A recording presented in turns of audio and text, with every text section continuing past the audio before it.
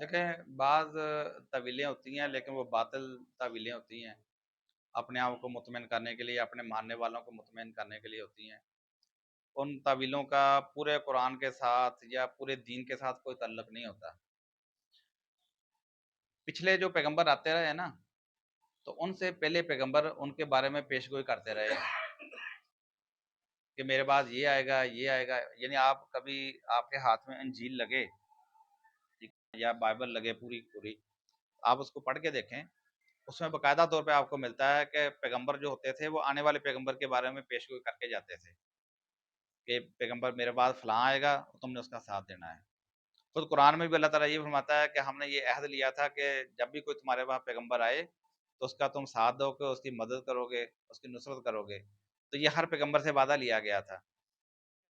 تو اسی طرح آپ دیکھیں کہ عیسیٰ علیہ السلام نے بھی یہ فرمایا تھا من بعد اسمہ احمد، کہ میرے بعد جو آنے والا احمد ہوگا۔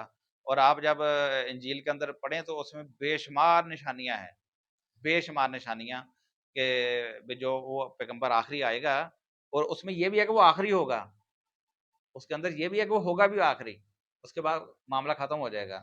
اچھا، اسی وجہ سے جو اہل کتاب تھے وہ منتظر تھے اور دعائیں کیا کرتے تھے، یا اللہ وہ آخری پیغمبر بھیج دے جس کا ساتھ دینے والے پوری دنیا کے اوپر غالب ہو جائیں گے۔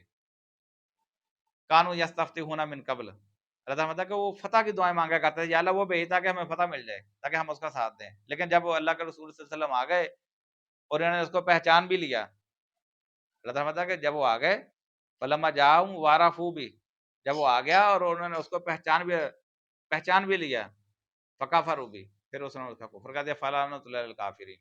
تو اللہ تعالیٰ فرماتا ہے کہ ان کے بارے میں پہلے سے پیش گوئیاں موجود تھیں، تو محمد صلی اللہ علیہ وسلم کے بارے میں پیش گوئی موجود تھی، ابراہیم علیہ السلام کی دعا بھی تھی کہ وہ ان میں سے بھیج دے، تو وہ اس کے مطابق بھی آ گئے۔ اچھا، جو بائبل یا دوسری جو بنی اسرائیل کے پیغمبر تھے وہ بھی اس کے بارے میں بتاتے آ رہے تھے۔ موسیٰ علیہ السلام بھی کہتے تھے کہ اللہ تعالیٰ جو ہے نا میرے بھائی کی اولاد میں سے بھیجے گا، پھر اپنا کلام اس کے منہ میں ڈالے گا، پھر اس کے ماننے والے، یعنی وہ ساری چیزیں موجود تھی کہ نہیں موجود تھیں۔ اچھا، اور ان کی کتابوں کے اندر موجود تھیں، کتابوں کے اندر پڑھتے تھے تو اسی لیے وہ منتظر تھے۔ اور جب رسول اللہ صلی اللہ علیہ وسلم آ گئے، انہوں نے ان کو اس طرح پہچان لیا جس طرح کو بیٹوں کو پہچانتا ہے، اس کے باوجود وہ مخالف ہوئے۔ اور قرآن میں یہ بھی اللہ تعالیٰ حسد کی بنا کے اوپر، کہ ان کو متوقع یہ تھا کہ شاید ہم میں سے ہو جائے گا کوئی، لیکن ایسا نہ ہوا۔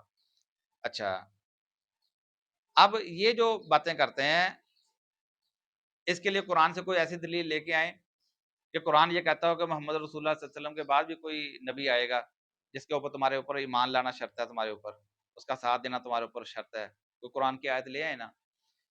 قرآن جس طرح پچھلی کتابیں یہ بتاتی ہیں کہ وہ جو جب آنے والا آ جائے گا تو نبوت ختم ہو جائے گی، تو قرآن کے اندر وہ آیت آ گئی کہ محمد صلی اللہ علیہ وسلم کے اوپر ختم نبوت ہو چکی ہے۔ اور یہاں ختم نبوت یہ ہے کہ سٹیمپل آ گئی، سیل، یعنی سیل او پرافٹ، یعنی اس کا مطلب یہ ہے کہ اب سیل جب کوئی چیز سیل کرتے اس کا مطلب کیا ہوتا ہے کہ وہ چیز نہ داخل ہو نہ اس میں سے نکالی جا سکے۔ سیل کا یہی مقصد ہوتا ہے نا، جب کوئی چیز سیل کرتے ہیں کہ داخل بھی نہ ہو چیز، نکلے بھی نہ، یعنی نہ کوئی پیغمبر آ سکتا ہے نہ اس میں سے آپ کو نکل سکتا ہے، یہ سیل ہو گئی بس۔ اچھا، پھر آپ یہ دیکھیں کہ قرآن مجید کے اندر اللہ تعالیٰ نے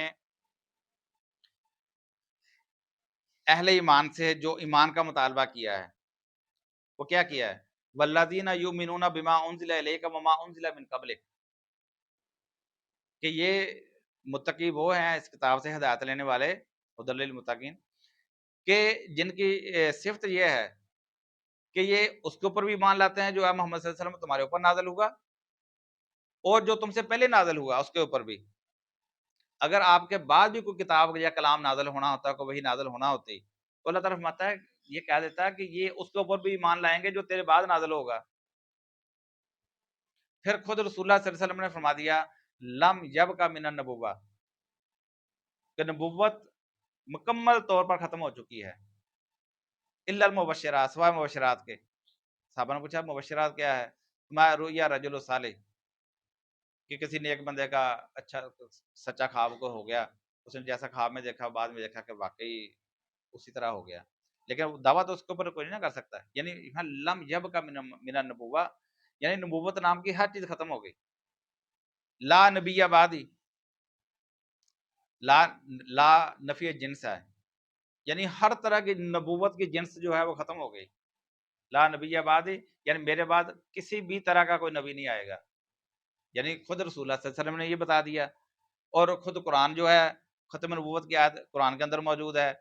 خود قرآن جو بتا رہا ہے کہ ایمان والوں سے یہ مطالبہ کیا گیا کہ یہ اس کتاب پر بھی نہ ایمان لائیں گے جو محمد صلی اللہ علیہ وسلم کے اوپر نازل ہوئی، جو اس سے پہلے اس کے اوپر بھی. آپ کے بعد کسی کتاب کے اوپر بھی ایمان لانے کا قرآن کے اندر مطالبہ نہیں کیا گیا. تو لہذا ان کی تعویل جو ہے خود دین اسلام کی جو مجموعی تعلیمات ہے اس کے خلاف ہے. تو اس تعویل کو کس طرح مان لیں؟